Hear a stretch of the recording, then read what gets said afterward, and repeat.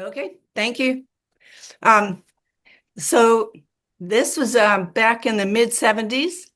I was living in East Boston with a group of friends and working at a community development corporation while I was also finishing my diploma at UMass Boston. And a sociologist friend of mine had put me in touch with Fanchette in New York because I was interested in going to Europe to see what was going on there about fighting poverty. And at one point, Fanchette put me on mailing list. Of course, we do that. And she invited me down to New York one time when Father Joseph, as we called him, Père Joseph, was visiting our team. He was coming there from France. And the way the invitation was put, I kind of thought it was a job interview. And I told my friends that. And then, so, got to New York. We had lunch together. We had conversation. He asked me about my family, about what was important to me in life, all kinds of questions like that, but really not too much about any qualifications. So he walked me to the bus when it was over. He kissed me on both cheeks. That was the first time I had that. And then he said, "On t'attend. We're waiting for you." So when I got back to see my friends in Boston, they say, "How'd the interview go?" And I said, "I don't think it was a job interview. I think it's something else is going on here." And as it turned out, of course, it was an invitation to join and to train, rather, as a volunteer corps member, an international volunteer corps member, in a movement to overcome poverty.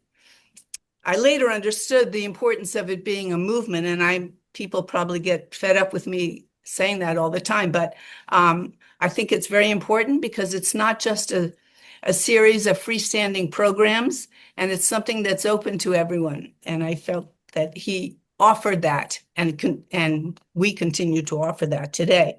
So first off, geographically, that changed my life because I went to France. I bought a one-way ticket. That's all I could afford.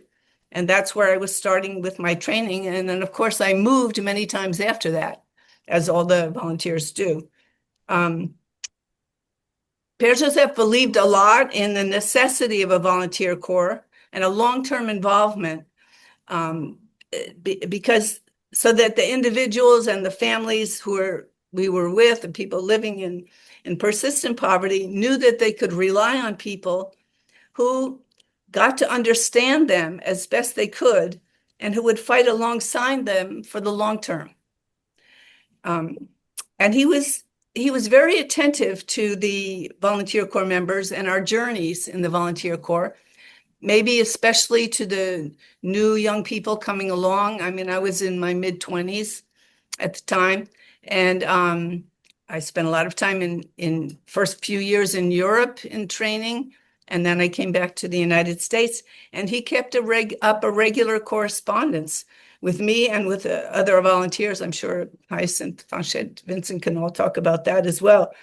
And many of us lived in community, which was extremely important for keeping up our morale, for one, when things were tough, as they often were, and for friendship, without which I don't think I would have stayed. But it was also those casual conversations, sharing something that would happen in the course of the day that made such a difference. Being together, cooking together, thinking about all those things. So my own background, even though I was only in my mid-20s, still had done some work before that, was in neighborhood-centered community organizing. And that was aiming to get people who needed what people needed in order to have a healthy community. And so I learned about methods for organizing people. Saul Alinsky was part of the training that I had early on. But what I later learned from Joseph Wresinski was the necessity of learning from people in poverty about their lives, their hopes, and their ambitions as a prerequisite to action.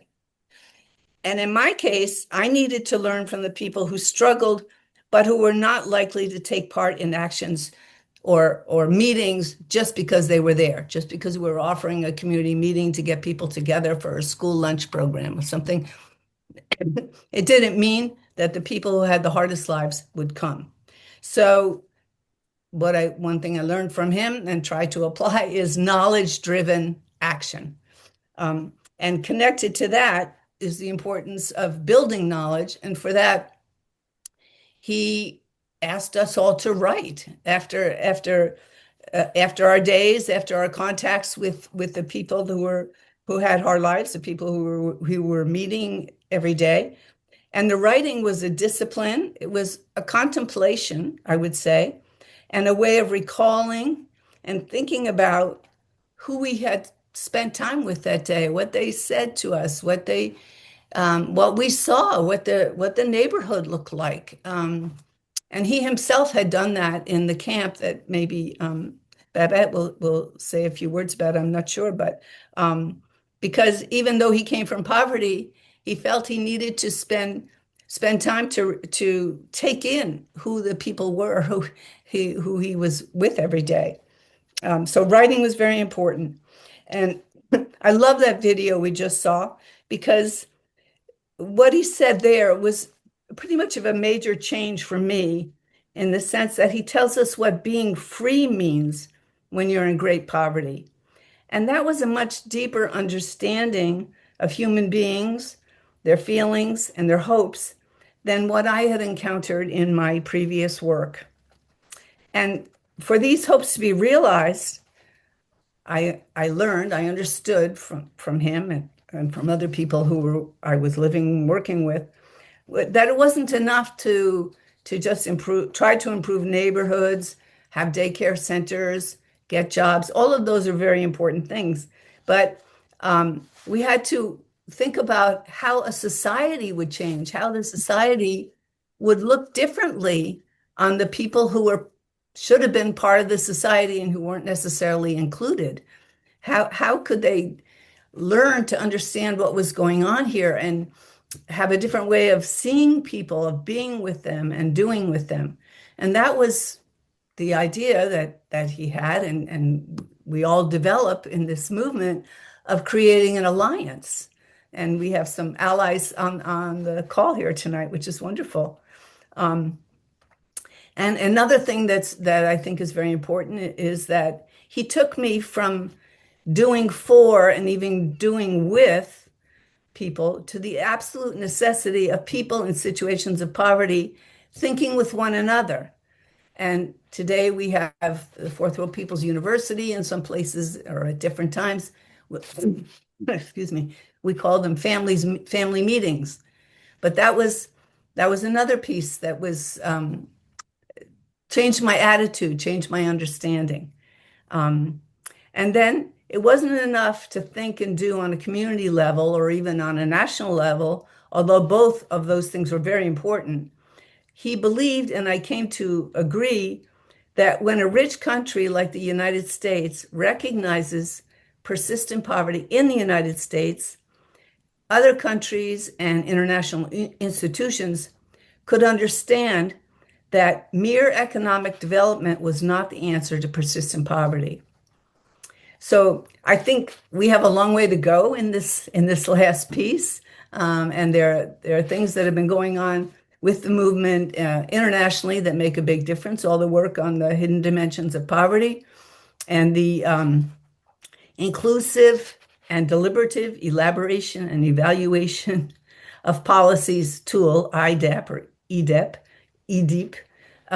are some of the things that are going on right now that are very important for that aspect. So changed my life, and it changed a lot about my life. Thank you.